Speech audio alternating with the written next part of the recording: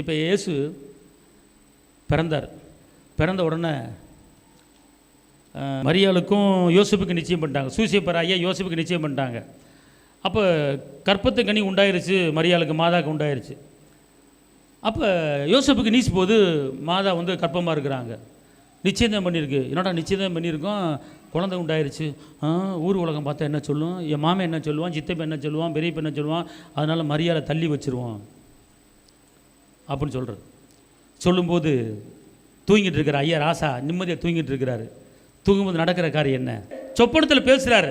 அப்போ காலையில் எந்திரிச்சு என்ன பண்ணுறாரு, காலையில் மரியாதை தள்ளி வைக்க நினச்சவர் காலையில் போய் என்ன செய்கிறார், போய் சேர்த்துக்கிட்டார். இப்போ இதுலேருந்து என்ன தெரியுது அப்படின்னு கேட்டால், உங்களுடைய குடும்பங்களிலே ஒருவித பிரிவினைகள் உண்டாகலாம், உங்கள் குடும்பங்களிலே உங்களுக்கு எதிராக செயல்படலாம், உங்கள் குடும்பங்களில் சில பிரச்சனைகள் உண்டாகலாம். அப்போ நீங்கள் என்ன செய்யணும், யோசேப்பு மரியாதை தள்ளி வைக்க நினைக்கும் போது ஒரு பிரிவினாவை செயல்பட்டது.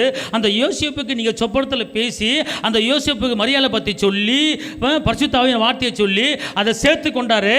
அதே போல் என் குடும்பத்தில் இப்படிப்பட்ட ஒரு பிரிவினை ஆவி இருக்கிறது, என் குடும்பத்தில் இப்படிப்பட்ட போராட்டம் இருக்கிறது, இந்த போராட்டத்தில் நான் மீறுவதற்கு வழி தெரியாமல் அலைந்து கொண்டிருக்கிறேன், எனக்கு எதிராளி எழும்பி கொண்டிருக்கிறான், என்னை துக்கப்படுத்த எழும்பி கொண்டிருக்கிறான், அவனோட எத்தனை பேர் சொன்னாலும் கேட்க மாட்டான், என் மேலே பகையாக இருக்கிறான், அவனுக்கு யார் சொன்னாலும் கேட்க மாட்டான், எந்த போலீஸ் ஸ்டேஷன் போனாலும் கேட்க மாட்டான், எந்த காரியத்தை போனாலும் கேட்க மாட்டான், அவனுக்கு யார் சொல்லுவான்னு எனக்கு தெரியல.